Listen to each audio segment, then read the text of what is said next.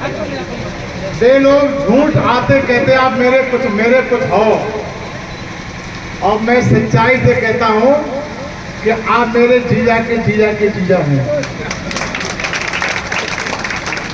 आप मेरे फूफा के फूफा हैं, आप मेरे भांजे हैं, आप मेरे भाई हैं। बोलो ये रिश्ता हमारा आपका है कि नहीं? बोलो भाई है रिश्ता कि नहीं? इसलिए हर व्यक्ति को सम्मान से, इज्जत से जिंदगी जीने की तमन्ना होती है। बोलो भाई होती नहीं होती? जिंदगी केवल खाने पीने और चले जाने के लिए नहीं,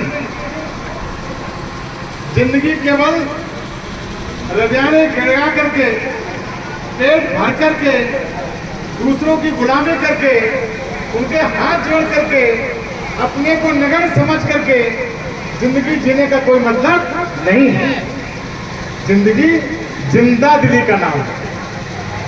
बोलो भाई, जिंदगी जिंदा दिली का नाम है। ईश्वर ने जिंदगी दी आपको, 84 लाख योनियां हैं।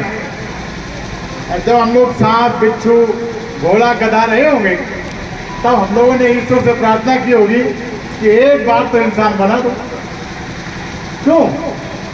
हम घोड़ा थे तो हमने कहा इंसान बनाओ, हम गधा थे तो हमने कहा इंसान बनाओ, हम सांप थे तो हमने कहा इंसान बनाओ। क्यों? हम घोड़ा थे तब भी हमें कोई दूसरा चलाता था, हम गधा थे तब भी कोई दूसरा चलाता था, हम सांप थे तब भी कोई महुआ बुला के हमें अपने हिसाब से इशारे चलाता था। वहाँ हम अपने आप को समझ नहीं रहे थे। वहाँ हम लगता था कि हम इस योनि में, गधा में, घोड़ा में, सांप में, बैल में, इस योनि में हमारा कोई सम्मान नहीं, हमारा कोई सम्मान नहीं। ईश्वर ने आपकी प्रार्थना स्वीकार कर ली। अब ईश्वर ने कहा चलिए, तुम क्यों गधा से आदि बनना चाहते, तुम क्यों घोड़ा से आदि बनना चाहते, तुम क्यों दूसरी योनि से आदि बनना चाहते?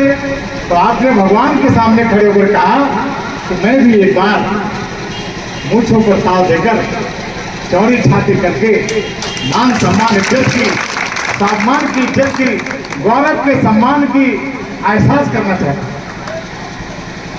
तो जब ईश्वर ने देखा, ईश्वर ने सुना, आपने क्या कहा, हम लोगों ने क्या कहा, हम लोग ईश्वर को क्या वचन देकर गए? ये वचन दे के आए कि एक बार हमें इंसान बना दो। ये घोड़सवार हमको घोड़ा बना के अपनी इच्छा चलाता, हम चलना चाहते इधर, अब वो कहता इधर चलो, नहीं तो तुम लगाम लगाए हुए। गधा को भी, गधा ने कहा यही बात, सांप ने यही बात कही।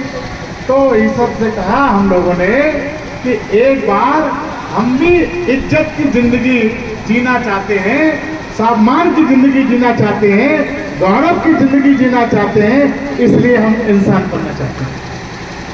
तो भगवान को बड़ा अच्छा लगा कि चलिए भाई, अगर मान सम्मान सम्मान की जिंदगी जीना चाहते हो तो चलो हम आपको इंसान बनाए देते। उस ईश्वर ने इंसान बना दिया, और उस ईश्वर ने इंसान बनाकर हमको बहुत अच्छी जात में भी भेजा। भगवान कृष्ण ने जिसके बांसुरी के बल पर, जिसके चक्र सुदर्शन के बल पर अच्छे अच्छे थर-थर कांपते थे, और यदि कोई बदतमीजी करता था तो भरे दरबार में शिषपाल जैसे लोग अपना सर भी कटाते थे।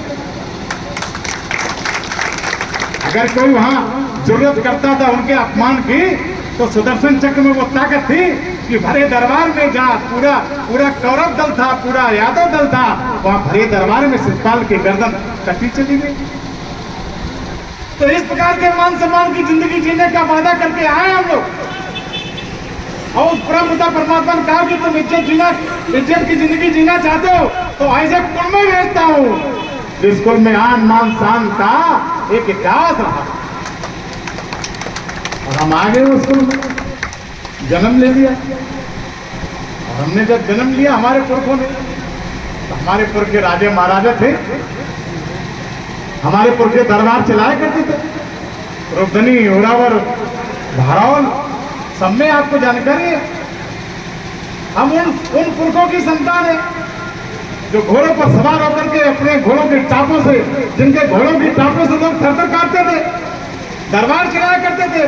हम न्याय किया करते थे खड़े होकर के, और जब हमारे पुरखे दरबार चलाया करते थे, न्याय किया करते थे, शान शौकत से सिंहासन पर बैठते थे, उस समय आज जो हमको आंखें दिखा रहे हैं, उनकी हमारे पुरखों के दरबार में चौकीदार की हैसियत नहीं, चौकीदार की हैसियत दे दी।